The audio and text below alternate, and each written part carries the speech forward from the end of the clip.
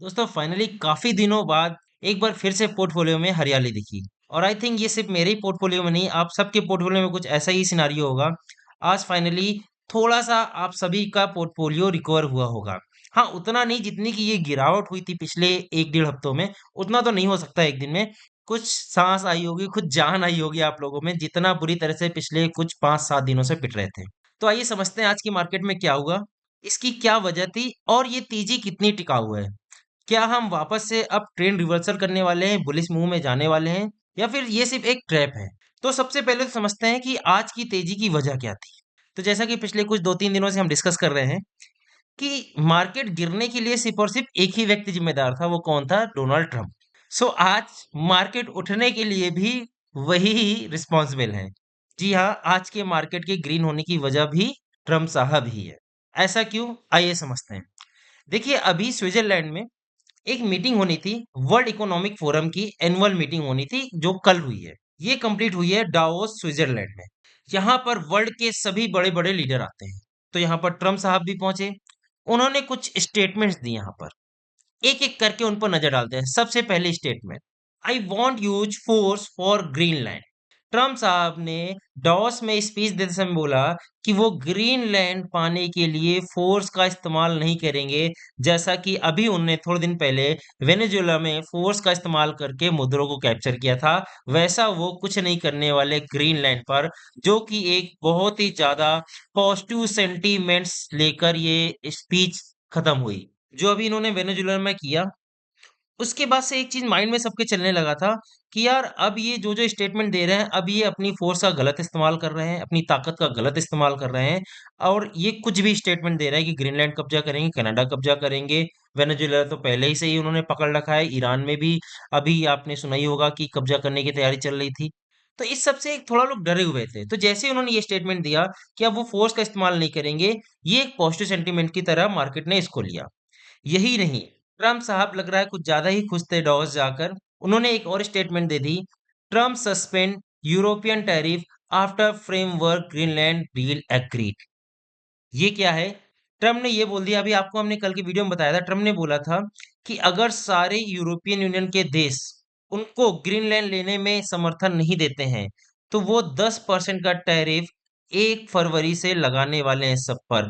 और अगर फिर भी वो नहीं ले पाए ग्रीनलैंड, तो 1 जून से 25% का टैरिफ लगा देंगे। ये हमने लास्ट वीडियो में डिस्कस किया था। फिलहाल वो बहुत जल्दी अपनी बात से पलटने के लिए जाने जाते हैं, और वही उन्होंने किया।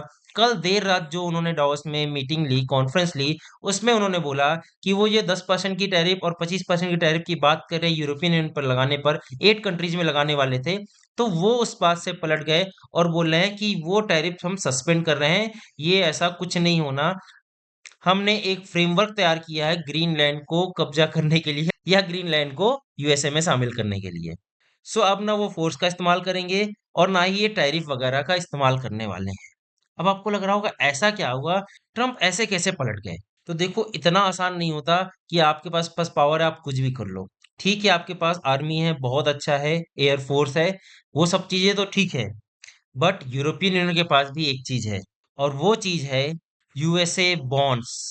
ये क्या होता है यूएसए बॉन्ड्स?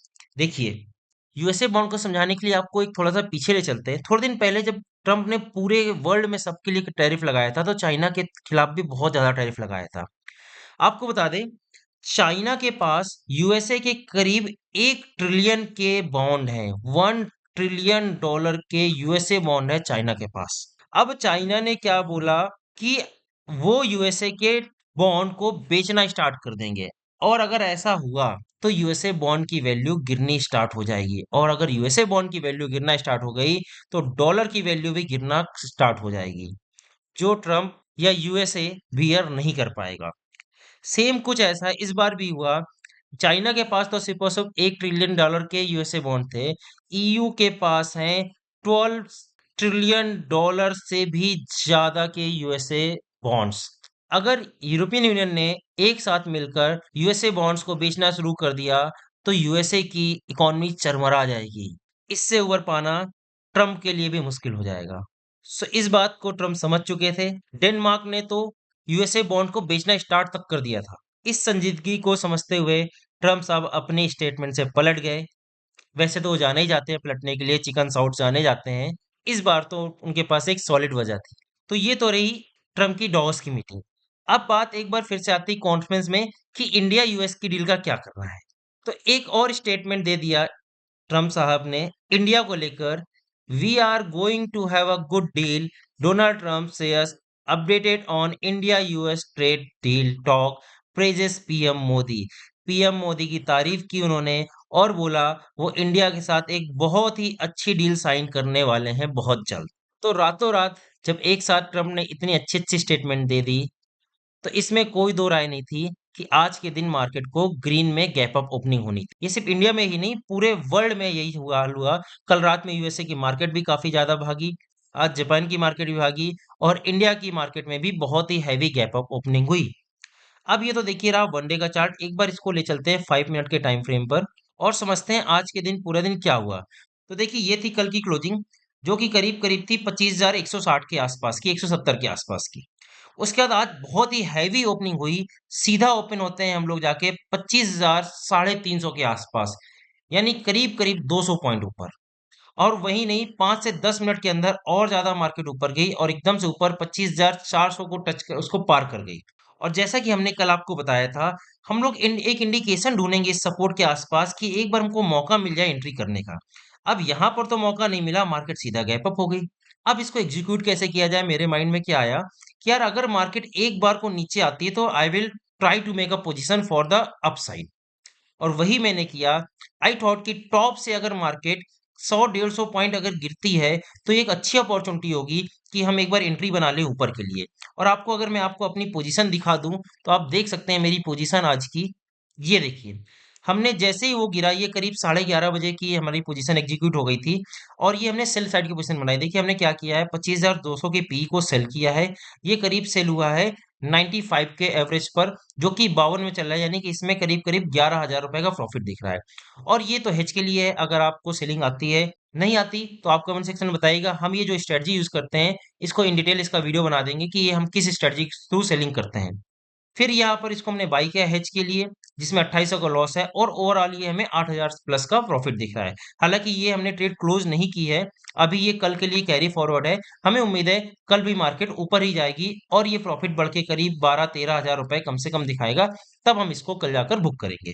देखिए जब भी आप कुछ एनालिसिस करते हैं ना, तो सिर्फ और सिर्फ एनालिसिस नहीं करना होता, सिर्फ और सिर्फ ये वीडियोस नहीं बनाने होते, आपको अपनी ट्रेड को एग्जीक्यूट भी करना होता है। अगर आप सिर्फ एनालिसिस ही कर रहे हैं, कुछ कर नहीं रहे हैं, काश हमने ऐसा कर लिया होता, पीछे मुड़कर देखते रहेंगे तो सीख नहीं पाएंगे। तो वो एग्जीक्यूशन हमने कोशिश की कि आज तो मार्केट सुबह एकदम से गैप अप हो गई, एकदम से भागी, मौका नहीं मिला, लेकिन ये माइंडसेट तो था। और जैसा कि हमने पिछले आपको 2-3 दिन पहले से बता रहे हैं लगातार कि यार पैनिक नहीं करना है, तैयार रहो, ये बस 1-2 दिन का खेल है, 2-3 दिन के अंदर मार्केट पलटने वाली है और बस इंतजार कर रहे थे पलटने का एक प्रूफ का।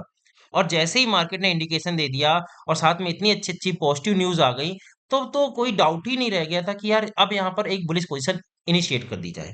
और मैंने वो पोजीशन इनिशिएट कर दी। अब बात करते हैं कल की, कल क्या हो सकता है और हम कल किस तरह अपनी ट्रेड को क्लोज करेंगे या फिर नई ट्रेड कैसे बनाई जाए। आप लोग अगर अभी तक इसमें कुछ बेनिफिट नहीं उठा पाए तो आगे क्या करना चाहिए। तो देखिए सबसे पहले तो मैं अपनी ट्रेड की बात कर दूं।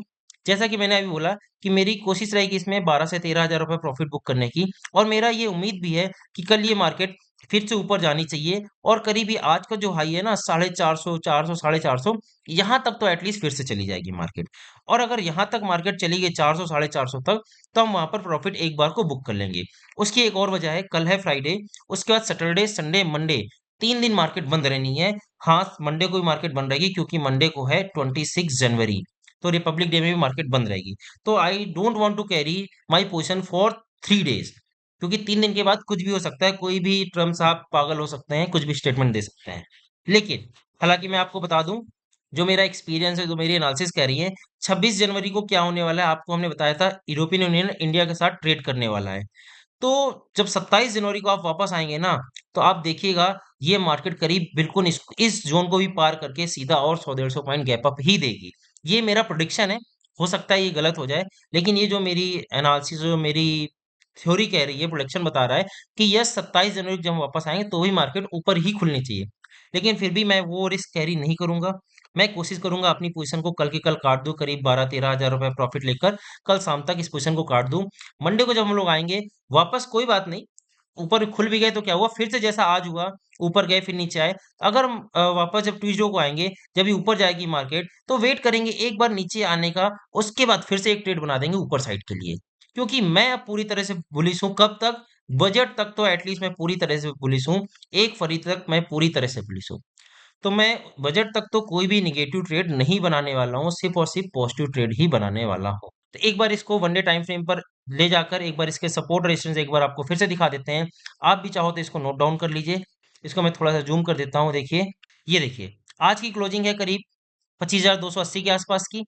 कल मेरी उम्मीद है कि ये 400 तक जाएगा और वहां पर हमें प्रॉफिट बुक करने का अच्छा टाइम मिल जाएगा और मैं वहां पर अपना प्रॉफिट बुक कर दूंगा।